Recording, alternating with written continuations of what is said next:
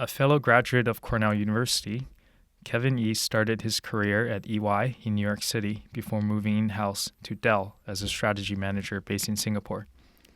In 2021, at the depth of COVID pandemic, he relocated to Cambodia to work for Clinton Health Initiative.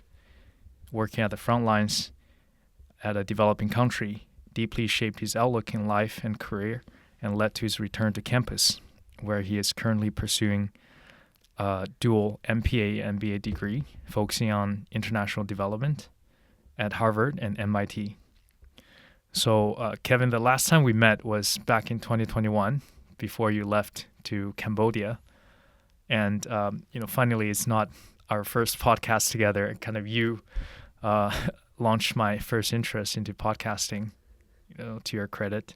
So tell us what happened in between since you left. Wow. He knows. First of all, thank you so much for inviting me onto your podcast, Mikrid.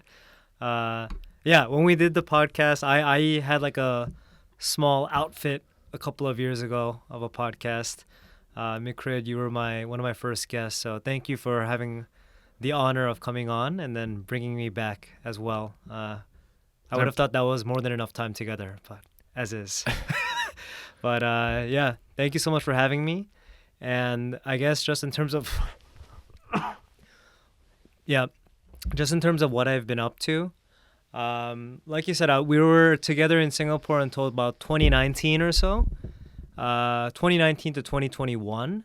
And that was like the whole COVID CB period. Everyone was stuck on the island. And you got pretty close with the 5 other people on the island. So that's how we ended up spending a lot of time together, right? It's good memories. That was during that time. It was good times. And after 2021, I left my corporate role in Singapore, where I had been for about a year and a half or 2 years. And I thought I wanted to do kind of more of like a passion role, something that was quite meaningful to the world. Not that the private sector is not, but in a different way. And so I joined the Clinton Health Access Initiative called CHAI, which is basically an NGO that puts people typically from white-collar backgrounds to work in-house in developing country governments in the ministries of health. And they'll basically do the equivalent of like an in-house advisor, like internal management consultant kind of role for those ministries of health. So that was quite a ride, and I really enjoyed that step that I took during the COVID pandemic. And after about 2 years of that, I went off to grad school, like you said, doing 2 degrees. And in the middle of my degree, I've come back to Singapore for, I guess, what we call the summer, or in Singapore, we just call it every day.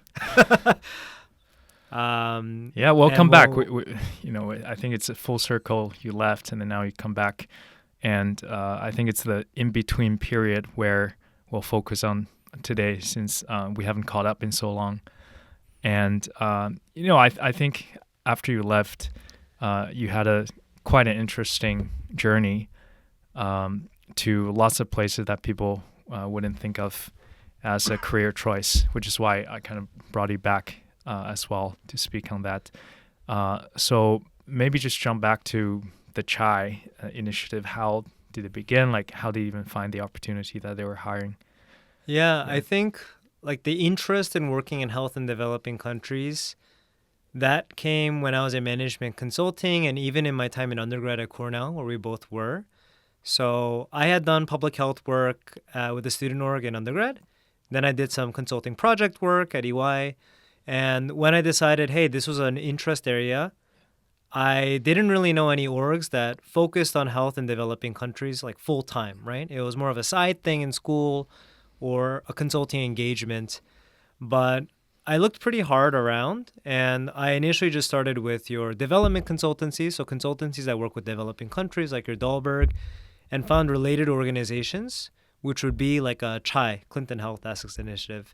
And there was a long history of people with management consulting backgrounds joining CHAI, and then realizing they needed to sell out again and go back to grad school. And I've been walking that path ever since. But I followed those folks and went to CHAI. And that's the typical, I think, org of choice of many management consultants who go into health, along with your Dahlbergs, like your development consultancies, or your Gates Foundation, which are like those philanthropies. I think these tend to be the typical avenues that corporate people who kind of make that like 180-degree turn tend to make it through. Yeah. Did you have a background in health in college? No, I only had, it was a bit of like a very fortunate series of events that brought me into doing it full time, starting in college actually. So in college, I studied finance. I was in the undergrad business school at Cornell. It's called Dyson. I think by the time you showed up, it was like merged with a bunch of other things to make like a Cornell College of Business. Not sure. So I didn't really have any health classes even, but I had joined like a club at school because I saw coming out of the lecture hall, USGO1, that big lecture hall with 400 people at Cornell, there was a sign that says want to go to Kenya in like size 500 font or whatever. So I can't miss that. And as like a very sheltered like American person, I thought, oh, this sounds so exotic, right? And so yeah, during my first semester of college, I joined this public health club, which basically produced pamphlets about sexual health, good health practices, and sent students to Kenya. This was a student-run initiative, so students sending students to Kenya to like an orphanage where like a senior had a connection there to like distribute the pamphlets, okay? And the summer that I went, like we made the pamphlets, we went there, we distributed them, and then we're like, oh, we have like 1 month left. Like, what am I going to do at this point in time? So ultimately, it was not a very deep health experience, but that's where the interest in developing countries and the familiarity with health came. And when I went into consulting, and I told you that I did that consulting project for a big public health client that operates at like a Fortune 500 level. It's a company and works in the health space. I was picked up at work to work on that project, which is a very cool sounding project, right, for many people, because I had had that very niche undergrad health club experience, which I'd only gotten because I saw that size poster with like 500 size poster outside of USGO1. So things kind of like snowballed from there. And when I ended up joining Chai, I had been working at supply chain at Dell here. And that was a role that I had kind of randomly taken coming from consulting because I just wanted to move to Singapore. I didn't even know it was supply chain until I moved here. This is going to come together. Just wait. And so after doing supply chain at Dell, I took the role, and essentially I was selected by the team to join them, Chai Cambodia, working with the government there. And my initial motivation was like, oh, I see that they were doing HIV work, which is kind of the content that the undergrad club had focused on: sexual health, HIV, reproductive health. So that was the reason why I was pulled there. But I got to know the hiring manager well. I had dinner with him like 2-3 weeks ago. He lives in Singapore now, actually. And basically it was because I had consulting chops, but also because I was supposedly like a supply chain expert, because I had taken this job at Dell, which I didn't even know was supply chain. I just thought I was doing general business. So overall, the motivations for entering the job, to your question, the motivations were kind of there from undergrad and grown through time. But the qualifications and why I was picked was almost through random things. I was picked to join the consulting project because I wanted to go to Kenya one summer in college, and it happened to align perfectly with what they wanted. I came to Singapore just to experience something new, but Chai Cambodia picked me because I was a supply chain expert at a big corporate at Dell. And the supply chain role was not even something that I had originally wanted. I just wanted a general business role. So the qualifications ultimately kind of randomly but perfectly sort of fell into place. And this is only something I found out much further in time. Yeah. Just let's talk more about Clinton Health Access Initiative. What's the background of that organization, and what's their mission? What do they do? Obviously, Clinton, it's a famous last name, right? Yeah. Maybe we can start from there. Like the founders, the family, and linked to it. Does it relate? Is it linked to the U.S. government? So that is a misconception, but there is a bit of a history which I'm definitely not having 100% correct. So apologies in advance. But essentially, Clinton Health Access Initiative used to be like the Clinton HIV/AIDS Initiative. And the Clinton HIV/AIDS Initiative, which was the original name, used to be under, I understand, to be the Clinton Foundation, right? Which is like that philanthropy that like the Gates Foundation, the Clinton Foundation. And As an arm of that philanthropy in the early 2000s, HIV/AIDS was like the big epidemic. Many rich and powerful people are putting their efforts in terms of money, in terms of their influence to reduce that burden in the world, that disease burden. And Chai was essentially focused on that. Now, over some years, Chai ended up breaking out of the Clinton Foundation. I think, and this is where I may be wrong, I think it may be because Hillary was running for office, and because Chai, and I'll speak to like what it is exactly, may have political connections from the outsider's perspective, not necessarily inside. It needed to come out as a nonprofit, as a separate body. I may be wrong on this again, but I think that's what it is. We'll fact check that. So he has a team of fact checkers. So this is where we'll actually test their chops. But now what the organization does and why it may have been politically sensitive, I would say it's two major things. There's like a set of people who work country team roles. So essentially what I mentioned earlier, the role that I had, which is basically in-house management consultants at ministries of health, working with them and bringing their chops of like financing, of like policy making, drafting policies, of doing analyses to think like where are the best places to build a hospital, how do we optimize like the cold chain for vaccines, all of these kind of like business challenges that governments face that white-collar professionals can help with. Country team, that's the role I played, and typically a lot of corporate people do. And there's also kind of like the market shaping and the medical sort of advisory aspect as well. Market shaping being, for example, there's sort of these global health organizations like Gavi, Gavi, and you might work with Gavi, or you might work with like vaccine companies like AstraZeneca or whatever and say, hey, like, I know your vaccines cost like $200 a dose or whatever, but why don't you help a brother out, or help a brother out in a developing country who doesn't have the means to afford it but would be having a huge health impact if you helped us out. Give it to us for like $5 a dose, but I can promise you, because there's like 200 million people in Congo, 100 million people, 200 million people in Indonesia, X million people elsewhere, I can get you like 800 million doses purchased in one go. Just give it to me for $5 and you can say you're making like a good thing for the world, right? And that's like kind of the market shaping. You're shaping kind of that private sector engagement so that you're able to secure the supply, efficiently finance and distribute in developing countries. That's kind of the example of like the vaccines work. And then there's like medical folks, like medical school professors in the US or Canada or elsewhere, like the folks that I worked with.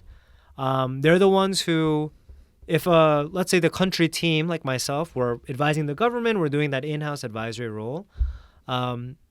We can't draft like a clinical law basically saying, oh yeah, you should take like 2 doses of this vaccine and then go lie down. I'm not a doctor, I can't say that. But there might be people who are pharmacists or doctors and medical school professors who have that knowledge and can advise on this might be the best practice. And the country team person like me might be the one who works with the government and says, okay, this is more practical for this setting. This maybe makes less sense, etc.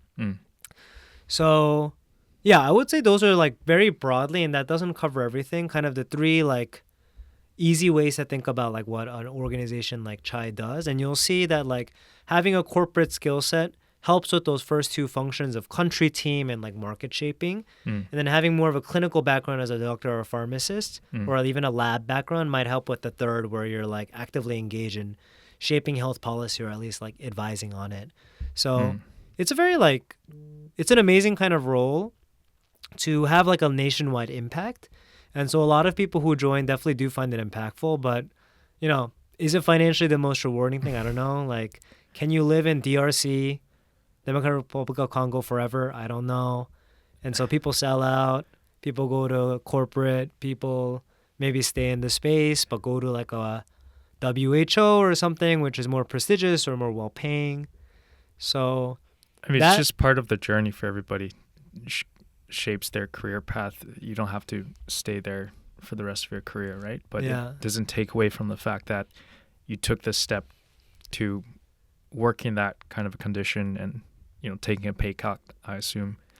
There's not a lot of people who stay long-term coming the kind of path that I do. There is that churn for sure. And even the people who do enter, they expect people who have worked for a few years, if they're like expats at least, which tends to be a good chunk of the workforce at Chai, to have come in with some like consulting training, or maybe they worked in an NGO or another health organization before. So they want you to be skilled, and then they want you to get experiences and contribute, but they don't expect you to stay for those downsides that were mentioned. How long were you there? I was there like 2.5 years. Yeah, I was based in Phnom Penh. What were some of the major projects you worked on?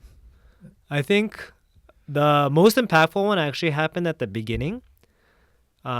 This is going to be long, so you can edit this as you wish. This is the long part for AI. I'll ask you questions in between. So tell us what happened. That was in the beginning of the COVID? I had basically selected the Cambodia role because I wanted to work on HIV and I wanted to do supply chain. And finally, I could work in person. Because in Singapore, we were still working remotely in like the end of 2020, which was when I was doing all this recruiting. Wanted to work in person to like build those connections and, you know, learning a new industry and new geography. I know is best done in person.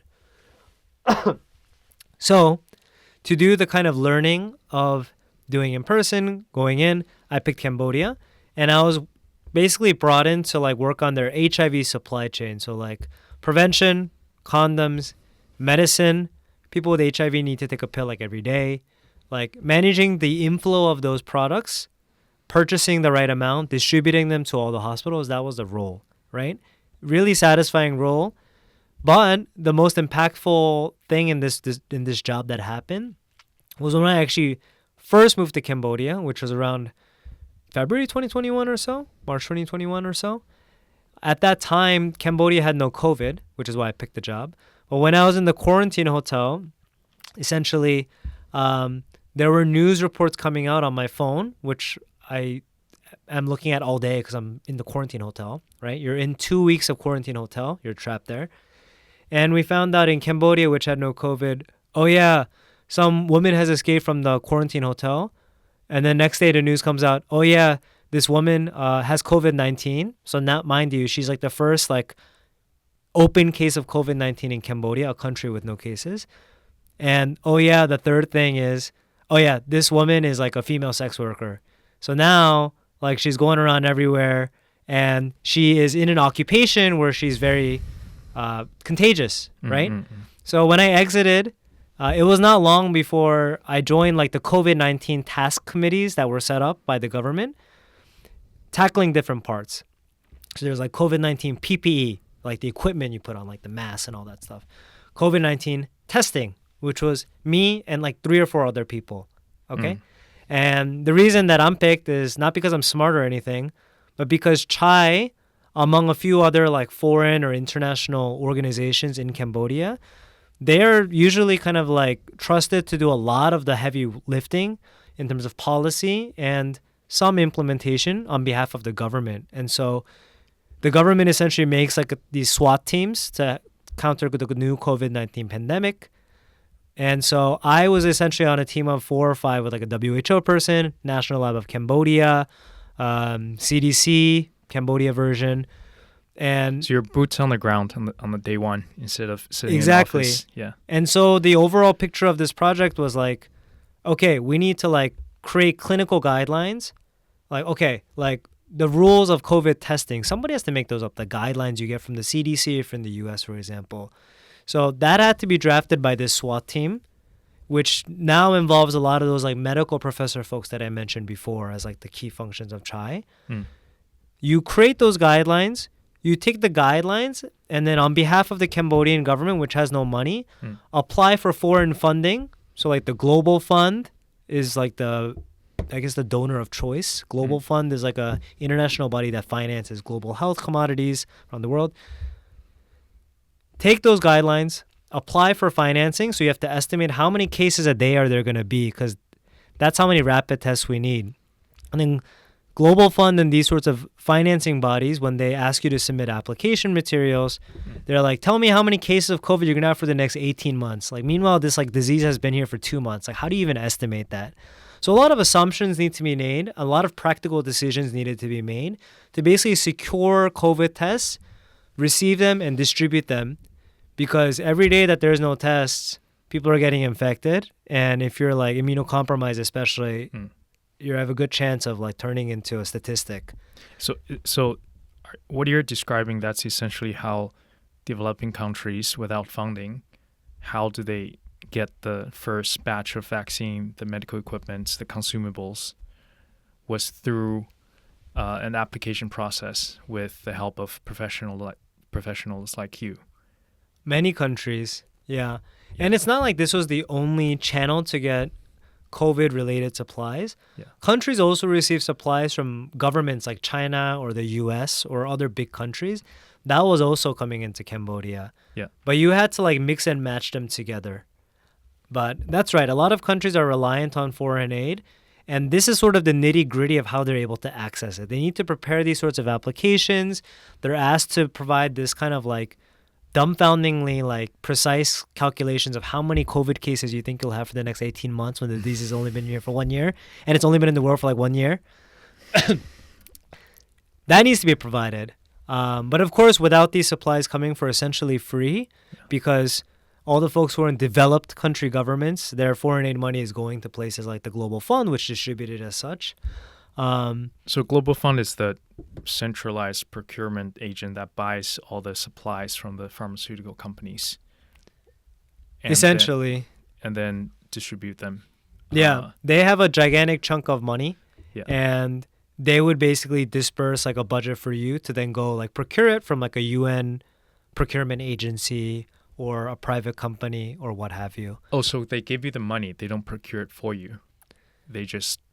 It would be like kind of case to case how involved they are with the procurement. Yeah. But the key thing is like they give you the money. Okay. And the money is allocated for 20,000 rapid tests, 10,000 masks, etc. Exactly the amount. Yeah. And they would provide like, okay, here's a standard procurement price for like how much a 30 pack of like condoms is or 30 pack of like HIV medicine is, and you use those to calculate. Then you bake in like a 15% like logistics cost, etc., and that's kind of the budget that you put up. And they'll disperse the funding to you. Yeah. And you can procure it through approved channels, which is usually like a UN agency or maybe even a private company. Depends on you. Depends on the country and the relationship that they would have. So if I'm wrong, I'm sorry, Global Fund. But yeah. So how did your application go? What was the outcome? So I guess you got the vaccine for Cambodia. Well, the incentives are there. Global Fund, their entire existence relates around like moving quickly in these situations. Yeah. They had 2 tranches of funding. The first tranche was like, okay, you have a disease outbreak in March. All right, go submit like a preliminary proposal for a quick tranche of funding by June. That moved pretty quickly. And then you give like the next tranche, which is supposed to feed your demand as a country for like all of these supplies for the following 1.5 years or 1 year, which is a much bigger long length of time as well. First tranche is just to make sure you have something to survive with. Now, the issue is when the funding approval comes in and the money actually hits the bank, you have to go pay someone, logistics moves, supplies will end up coming in like months and months later. Yeah, so by the time when the supply hits, you're in shortage again because the disease has spread so quickly. Yeah, so it would really depend on your country setting. And in some countries, you know, there would be this thing where like people who are involved in this process, who have visibility in this process, they are setting up companies on the side to quietly procure this stuff, and they're government officials, so they know how to get it through the ports and everything. And they're selling it at a markup and pocketing everything because they know exactly what will happen, right? Did you see that happen? Yeah, well, now the question I would have is like, if you're people who are working in this field, how do you sort of weigh this moral compromise where on one hand, people are like profiting from this with that visibility. Yeah. But on the, you know, at the same time, they're able to get the products in tomorrow. So you can count X number of lives saved per day times number of days until the official shipment would come in. You can weigh that versus going the straight route and the supplies will come months later. Yeah. But you've avoided corruption in some capacity, right? That's kind of like a tricky The decision. moral dilemma, yeah. But how did these people, I guess they're government officials, so they have their own avenues to get them faster, right? Get the approvals faster. is it just anybody, or they had to be some high ranked officials with direct foreign channel connections? Well, you can be a working level person who's like involved in the drafting of the documents, or you can be a higher level person who's approving it. But you're going to be able to see like what brands of products are being approved, and you'll know the date that they're scheduled to like be available or like allowed to be available in the marketplace, right? So you front run the policy and then you hoard the medicine before. There could be instances where that could happen, right? This would be country by country. Yeah. Like country by country, people by people basis. I'm not saying this is like a very rife phenomenon, but just to illustrate the kinds of things that can happen, especially in a crisis scenario. Yeah. And also to pose a moral dilemma to the listener or the viewer. Like, what would you do in this scenario as well? But yeah, like I'm sure there are other sort of permutations of this kind of thing. And smaller permutations, I think, are part of the day-to-day of like, I guess, like working in different regulatory settings than, I don't know, like the U.S. or Singapore, for example. Not that the U.S. or Singapore is like without its shadows as well. Well, you have to be very careful with what you say. But yeah, so you saw, every country, right? Let's just call it corruption. I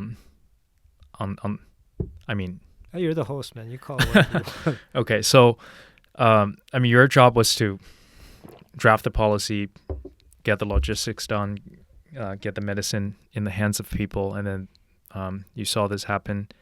But you also worked with the officials at the time, right? As an advisory team alongside of them. So maybe let's just fast forward to now the supplies has come, however month it took. What do you do next?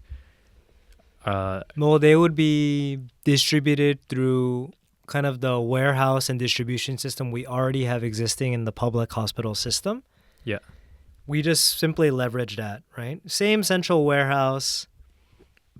And then there might be big public hospitals in each province. They receive the supplies, distribute. Pretty similar. You may need to have special things for like COVID vaccines, especially like the ones that require cold chain. So like your Moderna or whatever. Those would require like to be in cold temperatures the entire way through, in storage, in transport as you move it from place to place. That would require some special equipment. And this is also the reason why vaccines like AstraZeneca were very successful in like lower and middle income countries where they don't have this kind of equipment versus in like high income countries where it's a bit more apparent. But aside from that, yeah, like the things that I work on, like COVID tests, rapid tests, for example, you would distribute it through the existing system. And of course, there's like private sector distribution where like pharmacies just get their hands on those tests through other means. And that is that as well. Yeah. And would you say that was the bulk of your involvement after the arrival of the vaccines and the testing kits? Or did you move on to some other projects? I worked on COVID for like the first few months, and then it kind of like left my control. Like Chai set up like a specific like diagnostics team, like a testing team, and they kind of took over this like mantle of work. Then I went back to my regular like work that I was contracted to do, which was like HIV supply chain. Yeah. But really it was HIV ministry, like internal consultant, everything they needed, like financing for the budget in a similar sense of like estimating how many condoms do we need for the year, receiving it, distributing it. So financing, distribution, policy writing, because if there's new HIV medicines that come out, we may need to liaise with WHO, medical professors who work at Chai, of course, like the medical leaders in Cambodian government as well, to like craft a new policy so you know how to distribute or how many to distribute. And then, you know, also there were a lot of fun field trips as well, going out to like field hospitals and clinics whenever there's like new HIV medicine and saying, okay, for this one, for infants, you can like cut a tablet in half because we don't have the right dosage. It's appropriate. Or maybe for another medicine, it's not appropriate. Like you shouldn't do that. Wait for the correct dosage to come next month. Which is very hands-on involvement. Hands-on involvement to the extent that someone who doesn't know the local language and customs can do. And that's kind of where you need to kind of draw the line and find where is my role appropriate versus like where is not. So, I mean, on that point, if you take a step back and think about your involvement working for an international agency like that in a developing country, how effective do you think you were, and how rewarding do you think the whole experience is on the personal level? Do you think you were actually making the impact you expected, or it was kind of disappointing to see firsthand the inefficiencies and the limitations? Well, I think it was fun to moonlight as a government official, because then you can see the power of what a government official who's given all of the green lights can do, right? For example, in COVID-19, it was such a massive scenario where basically all bureaucratic processes were chopped. They were just like, okay, testing committee, you go make the policies, you procure, you distribute, like no bureaucratic checks and balances, just go for it. And so all of the people in this country were able to have access to tests within a few months, right? And they had guidance on how to do it. In that respect, I felt, oh, wow, working at the national level can be extremely impactful. And I felt like I was able to do that job well of like doing the calculations, figuring out the right way to distribute, coordinating all the ducks in the row so the right people are talking to each other. That I felt like I was able to do. And it's cool because like, I don't know, especially like consultants or like other corporate people, they're just like, you're used to like running processes, right? So that was kind of cool. At the same time, it's like, it's not like I'm Superman or whatever, right? Like I'm only given this like sort of like authority because there's like a pandemic going on. And like foreigners are given a lot of power because like, I mean, they rely on a lot of advisors. They may not have a lot of expertise, but they're also like receiving funding. And part of that funding is saying you need to listen to the foreigner as part of the condition, which is very uncomfortable for a country as well. And not really like the best thing in the world. So yeah, playing that position was great, but entirely happy about it and thinking like, wow, I personally made an impact. Like not so much. It's just like the way the system is set up. I'm just like a fish that got caught on like a downstream and it just went straight down. And that was that. I mean, given that you don't speak the language, you didn't grow up there to experience the healthcare system firsthand.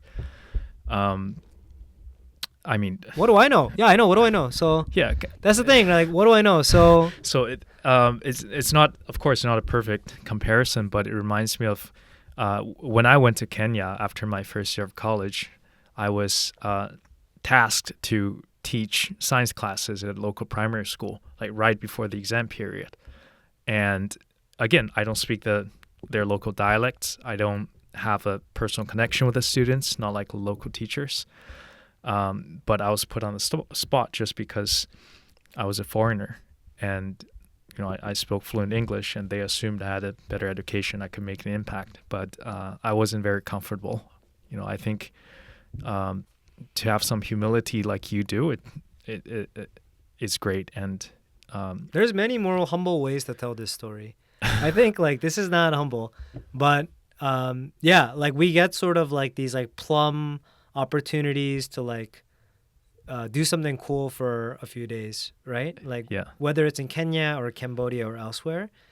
But like the structural issues of like why those opportunities exist, and the structural issues of like why these opportunities even need to exist, of like bringing in people to like advise or to teach, only for the same sort of issues to be ongoing because the structure just doesn't work. That's kind of like a challenge. Like, I don't think I'm smarter than like most of the people I worked with. Like, there are like some damn smart people everywhere, right? In every country. It's just like you're born into a system which is like so rife with like lack of budget, lack of educational training, structural inequity where like you literally like cannot get anything done because you're just waiting for like 10 approvals to come through. Like you can have designed the best supply chain, but like if the roads are broken and like whatever department in the government is in charge of that doesn't have the budget or the ability to do it, you're like done. Like these are all these like foundational issues that are like the challenge, and bringing like foreigners in. Foreigners feel good for 5 minutes, but like we're definitely like I am definitely not any more capable than like the people on the ground who are like basically checking my work for me as I was like submitting it. Like yeah. Like I mean I think intelligence is normally distributed everywhere you go. There's no reason why can't a local person with some level of education can do your job, right? But what was the most frustrating moment you experienced working there? Was it dealing with the officials? Was it, I guess, I think working frustrating with thing hospitals? is like number one, seeing the moral dilemma and realizing that's like all the time. And then number two is like this structural challenge of like there's a lot of like very able people, like very highly capable people smarter than me who aren't able to make the impact that they want to do, or are not taking jobs that they would be excelling at or can contribute to their country with because it's not paying well enough. Like government jobs in Cambodia were not enough to like pay for rent in Phnom Penh. Like most guys like were working another job, or they like joined the UN or like the US embassy or even Chai, because those are considered high paying jobs. Like nonprofit and like aid agency jobs are the high paying lucrative jobs. So people with ability leave government where they can actually make a difference and go there because cost of living is not working in these countries. And so then like it's just like the brain drain is happening all the time by like the very foreigners who are like supposed to be like helping or whatever. So that I think I found quite sad. Then I was like, wow, I'm just like part of this process which like never gets any better. And you just get short wins of feeling I just submitted like a nice financing proposal or whatever. But like you're just part of this system that continually is like brain drain, not enough budget, corruption, etc. So I think those kinds of things were unfortunate to see because I'm sure those people also would have loved to make a good impact on their country and their careers, but doing so in public service or even private sector roles that are meaningful weren't as good as like shuffling papers at like a foreign nonprofit or a foreign organization, international organization. So I think that was a bit unfortunate. And so what do you think it's kind of the root cause of this malaise? What's at fault here with the structure, with the healthcare infrastructure, with how the government is set up? This is such a big issue. I mean, I think like the whole like international organization or foreigners coming in to like do a good thing or whatever, they themselves are creating and perpetuating a system which is not helpful for the country to advance forward, number one. But when you take that thing out, it's just like countries with like poor institutions, poor fiscal capacity who don't have the budget to like pay for enough medicine or like pay their people properly or to build highways or bridges that are needed or to build sewers, like period, just like to have sewers. Like these are like the big challenges. And I feel like if you don't build good institutions where there's checks and balances, if you're not able to grow as a country and have enough money to like fund those essential services, pay the right people, and have your independence to make decisions, I think it's like a bit a challenging place to be. So countries that are able to like climb out of that, whether it's slowly or whether it's like in the snap of an eye, like, I don't know, Singapore or like these like Asian tigers or China or like, right? In a generation or two, just like went from like down here to like up here in terms of like quality of all of those things that I mentioned. Those stories are amazing and make me think like those are the things that like countries should aspire to, but how to get there is like beyond me as well. So I think trying to understand that and learn that is why I went to grad school. So I'm studying like international development at HKS at Harvard Kennedy School. So it's basically development economics, studying from the economist perspective of like how do developing countries become more developed, for example. Maybe there's better terminology, but just to put it simply. And then MBA just cause. Yeah, like just cause. I think it's good to kind of have that balance of like the very academic and government leaning side, but then also sort of like access to private sector opportunities and network that eventually are the guys who get employed to build your bridges, right? Or to like build your hospital system. The state cannot do everything except in rare cases. So that's kind of my 2 grad school setup. And some of these like grievances are why I found grad school particularly informative, educational, and a good stopping point to kind of assess what's ahead. So you have a foot in both private and public sector as potential doors in the future. This is like typical like play, I would say, to a degree. Yeah. Well, I mean, you did the job for me. You did the transition, the segue to your grad school, and what did you do for the summer? I mean, we can now maybe talk about your next adventure. Yeah. So having 2 feet in both places. Yeah. First year was at HKS doing the development economics, thinking as an economist, thinking from the government perspective of socially beneficial, like socially optimal outcomes. What's good for society? I did a government internship in a Mongolian government last summer. This summer was my MBA year, so reconnected with a bit of the private side and kind of saw those opportunities and what learnings could be there. Me, having worked in management consulting and having worked at Dell, like at a corporate, I had a private sector training and familiarity. But I thought it would be good to see another corner of that. So I'm working more on the financing end. I'm working on the investment and M&A team of a renewable energy company. So kind of to the point we mentioned about companies are the ones who are probably going to be building your ports and bridges that the government tenders out or like looks for companies to help support it do. I'm hoping to like learn and be part of like the companies that are building like your power plants basically to make sure you have lights running, for example. I think like the green transition is pretty important, and being involved in infrastructure and renewable energy in particular is like a really good way to kind of support the green transition, learn the right skills of helping countries sort of build those important infrastructure assets to like build an economic base. And like for the future of like wanting to play between these 2 public and private sectors gives me a good chance to like be in a position where I'm constantly thinking about how do I work with governments to effectively like build this power plant, get the permits, connect it into the national electricity grid, and essentially work for the benefit of the country. So I'm doing that role here in Singapore. But before this year, I mean, you were in Mongolia, which is a place not many people went for internships or career. And I think on the LinkedIn, you said you were advising the prime minister, which is, again, like it's wow. So just in summary, what did you do there? And I guess what type of work, what did you learn?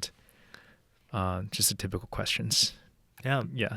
So the initial thought and why I wanted to go, it started in a few stages. Stage 1 was there were my upperclassmen at HKS in the international development, that whole development economics program, who went to Mongolia and did a similar internship. And they told amazing stories of like the impact they were able to have, the level of government they operated at, and the Mongolian nature, which looked freaking amazing, man. So I thought, okay, like that's like the perfect package of everything you want in a summer. You want to see like unlimited green fields that look like the Windows XP wallpaper. You want to ride on horses at 1,000,000 miles an hour.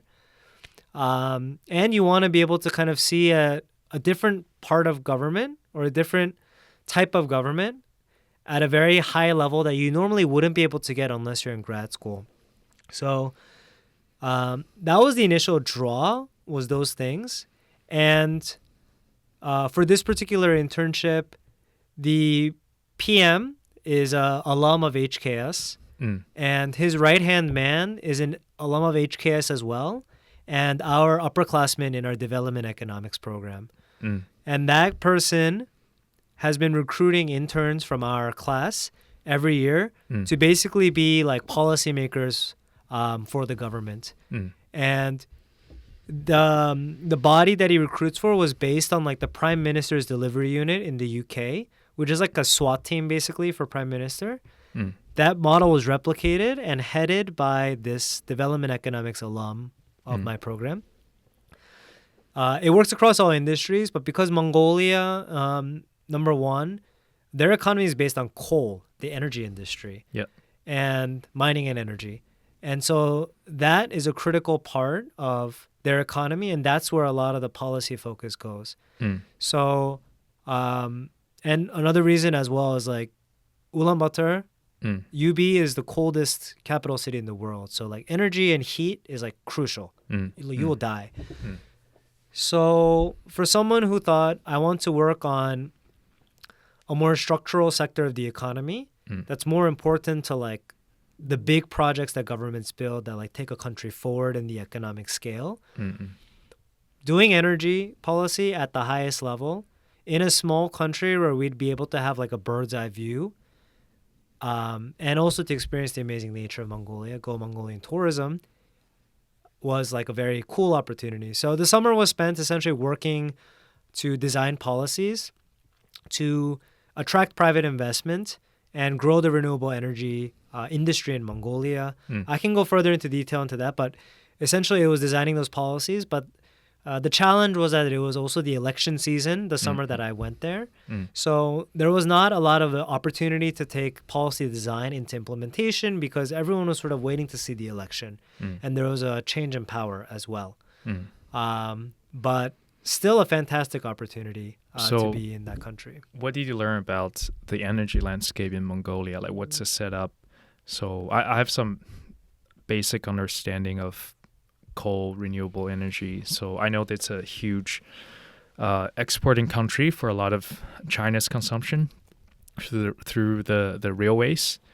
But again, like you said, green fields everywhere, a lot of spare land, low population density, so all the right setup for, I guess, the wind farms, solar projects, perhaps. How advanced were they on this transition to renewables? Overall, I would say, let's start at macro level. Mongolia is like a middle income country. So middle income is like what? Like upper middle is like kind of like Mexico, Thailand, like somewhere in that like income bracket. Not like very, very poor, not very, very rich. Okay. And then second thing is like their economy is based on coal. And as you've noted, China is a big trading partner. So Mongolia is a landlocked country surrounded by China and Russia. All of the trade and its economy is basically to those two countries. Okay. Mongolia as a country, given like the crappy climate that I mentioned of it's cold all the time, you can't really grow things easily. Their biggest export, I think 70% of the exports or something is like coal. Okay. And coal as a dirty fuel is like not optimal. Many people are like burning it in their like, a lot of people live in like huts, like traditional huts. And you're burning that, and that produces a lot of pollution in the air, which means the life expectancy in Mongolia is not as high as it should be. Many people that I know who have the means to leave Mongolia leave just because of the pollution. So for economic reasons, obviously you want to expand your environment beyond coal, but for health reasons as well, there's a big impetus there. Now, in terms of how suitable is this country for renewables, very suitable. I think in terms of when you think about renewables of like solar farms, right? Like those like panels on top of like car parks or like buildings, or like wind farms, like, you know, you think of like Netherlands and like you know, or hydro, which is not in Mongolia, like waterfalls and all this.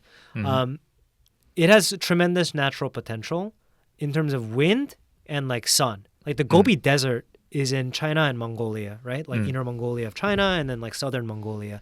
There's tremendous potential from a natural environment perspective. But again, there are like these like structural issues that make it challenging to grow. Number one is like the coal industry is so powerful, right? They're basically the whole economy. So you can imagine the levers that they can pull in government and private sector, right? Is it nationalized or are these private players? So there is a foreign company that has a lot of development on the mines in Mongolia, okay? And their interests are very much aligned with keeping coal as like the priority. So, for example, overall, like the energy system in Mongolia, electricity in Mongolia, the state runs everything, more or less. There are parts that are privatized, like some generation where you're like making the electricity, but the transmission after you've generated it around the country, sending it along like these like The grids. power lines, like the grid, that's like state owned. Yeah. Distribution is largely state owned, but a bit Yeah. of like private. It's very state driven, and there are some powerful private sector interests from abroad as well that continue to feed those interests. Okay, now the issue is with renewables. There's a ton of natural potential, but if I produce energy and it's really cheap because there's a ton of sunlight, right? What if the national like electricity regulator says, "Nah, I like the coal plant's energy better. Like you can throw your energy away and do nothing with it." For me as an investor, I literally signed a contract with the government that says you'll give me, I don't know, 5 cents per kilowatt hour or 20 cents per kilowatt hour. You'll give me a set amount of money for all the electricity that I pay, that I produce. But now you're telling me you're not going to give me that. You're only going to give me a fraction of that price, or you're not even going to accept my electricity and just tell me to throw it away. Do I look like I want to build a wind or solar farm if you're going to do that to me? That's kind of the challenge that exists, right? Coal is very plentiful, and you can store it and just like leave it on the floor and just like throw it into the furnace, and like you're generating heat and electricity instantly. Very cheap, very easy to store, and powerful interest behind it. Renewables, if the sun is not shining, like there's no energy. I can't just like throw coal in at like 12 o'clock at night. And we need electricity at night when it's dark. So there's advantages from like the physical form, but then there's also kind of like these regulatory and government policy challenges that emerge. So how could it make it challenging. Work against these incentives, perverse incentives? If I knew the answer, I would not be sitting here, bro. I'd be in Mongolia. Was that part of your internship? Was to kind of like think about like particular solutions. Now the solutions being suggested, they need to be pragmatic, like politically feasible. They need to be like technically correct, right? They need to be like workable on a number of different dimensions. The issue is like when we tell the government like you should just like prioritize renewable energy over coal. So every time you need a certain amount of electricity, just promise all the wind and solar farm operators, I'll automatically buy your energy. I won't buy the coal. Make that promise, right? Or if you say you're going to pay them a price, like I'll pay you $100 for this much electricity every time you generate it, stick to that price. Don't only give them half, right? Or, you can subsidize, right? Like their construction, you can give them like incentives. Go give those things. You would want to design all of these policies from the government perspective to incentivize people to keep them there. But once you've cheated them once or twice, it's hard to get companies to come back. So it was a bit challenging to say that we found like really good policies that would incentivize companies to come, because once you lose trust in the government, and the government runs the entire energy system and is the ones like paying for the energy, you're in a bit of trouble, right? So one possible solution could be all the mines that operate with the private sector companies, foreign or not. You can sign like private agreements with them and like build power plants there, right? Maybe I would trust like a big private company to pay like the rate that they promised me on the contract every day, right? Maybe I can somehow incentivize companies to go talk to the power companies to go talk to those mining companies who need the energy. Hey, go sign those agreements. There's a lot of sun here. I'll clear all this land for you. You just go build it, and you'll get your consistent revenue from the mining company. Yeah. That could be like one way, right? Yeah. But there's a lot that needs to be done, and the issue is like that energy still needs to make it to the people in the capital, like not really the mines who are like on the other side of the country. So it's challenging, man. Yeah. Well, hopefully the next few batch of interns can advance, this. I guess they've been asking for help on that for a couple, series of classes already. from Harvard. Yeah, and it's not really Yeah. like the interns as well. Like there are folks working on the same issues who just to introduce another part of this whole like developing country, like blah blah blah, like landscape. Like you ever wonder where like the World Bank or the IFC do? They're like doing this kind of stuff. They're working with the governments. They're providing some like financing, and they're suggesting projects and policies for the governments to do. That's also what they do. But they bring reputation and they bring wallets. Like they bring checks and they bring like real decades of technical expertise to be effective partners with governments as well. So we bumped into a lot of those folks as well, and they're also facing a bit of challenges. The disillusions. That's how people get disillusioned in this like kind of work, right? Whatever kind of whether you're at a chai, like an NGO that simply advises, whether you're at like a World Bank or IFC, or you can name whatever, like AIB, anything. Like all these different corners, you're doing interesting work that can impact an entire country. But how successful can you be? What handcuffs do you have? Really, the government official is the one who has the power at the end of the day. You better hope that you're born in that country, that you're eligible for election in the next life to make this the change I guess you're aspiring to. We all come from one or multiple countries depending on the childhood that you've had. But yeah, when you're meddling in other countries, like my career has effectively been, to put it very bluntly, there's different kinds of avenues, and there's one or many moments to think like, what's the right kind of role to play that can be helpful rather than detrimental? Ongoing question. So now I think we perhaps can tie everything together. Sure. And to your current internship, you're back to the private sector. You're looking at, again, like energy, renewables, making an impact. What are your thoughts on what's next after you get those prestigious degrees? Yeah, I think kind of like the work that I'm doing now of like investing in infrastructure assets, ideally renewable energy, but could be like infrastructure as well. Doing that from either the private sector or a multilateral, right? Private sector being like an energy company that makes money off of it.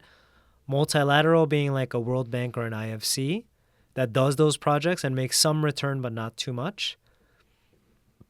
That would be ideal. And I think energy being an industry that is so core to an economy that involves a lot of work and navigating with government policies, that seems like an industry of interest. So hoping to sort of play that investing role with a private sector company or a multilateral, which is like a World Bank, IFC kind of org. But somewhere in developing countries, make an impact. Yeah, I think building like another wind farm in like Ohio or something is probably less interesting. But it's also finding like, again, where do you not crowd out the local talent and the local opportunity to do better? That's an ongoing search, and private sector might be a more clear way to do that, right? Than some of those other roles that I've played in the past. Yeah. So if you have one advice, I mean, it sounds very cliche, but if you have one advice to someone aspiring a career of change and impact, making the world a better place, what would you tell them? Yeah, I would say that there is no perfect role, even if you sacrifice like the obvious things. Like you may think, if I just sacrifice money and I'm willing to move to X country, everything else will be filled from a job satisfaction standpoint. That's not the case. As someone who's kind of had visibility in those respects, but it can still be satisfying to work in that field with those things in mind. And so if you're interested in working in this space, I would say keep that in mind of like, it's not perfect once you just give up the money and the location preferences. But the second thing as well is that, do what you do well and enjoy to a moderate amount. Like if you enjoy building supply chains or something, or like doing financing, or like designing hospital systems, do that because these are all things that are valued in like the international development field. And there's always the kind of demand for people who have built that in different settings to bring that in. So do that until you find the right opportunity. So I would give those 2 pieces of advice to people who are interested in development and are doing it from a place where they're probably working like a pretty standard job in like a US or a Singapore or Europe or China or what have you. Yeah. I think I've had those aspirations as well during college days, working for nonprofits, working for a foundation, making an impact. But again, I think you have to be extremely lucky to be in the right position at the right timing, meet the right people to effect a real change. Otherwise, the real change only comes once every decade after accumulation of micro changes over time, right? So it's not something one individual can just at the touch of a finger on the keyboard can do, right?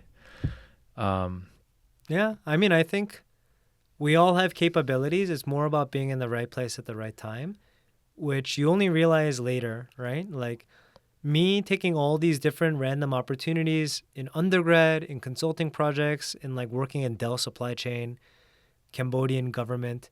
These are all things that sort of like perfectly pieced together in hindsight. But in the moment, we're just driven by like impulsive things at the moment of like, I want to go to Kenya or like, I just want to move to Singapore. Like they only piece together later on in terms of telling the story. So definitely not overthinking it.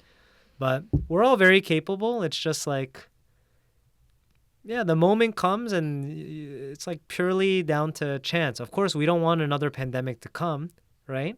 So we prove our capability. We don't want that. But there are other sorts of moments that can come and offer a chance to contribute. So it's out of your control. It'll come. All right. So on that note, we're come to the hour. Thank you so much, Kevin, for coming on the show. Thank you for having me. It's great to catch up.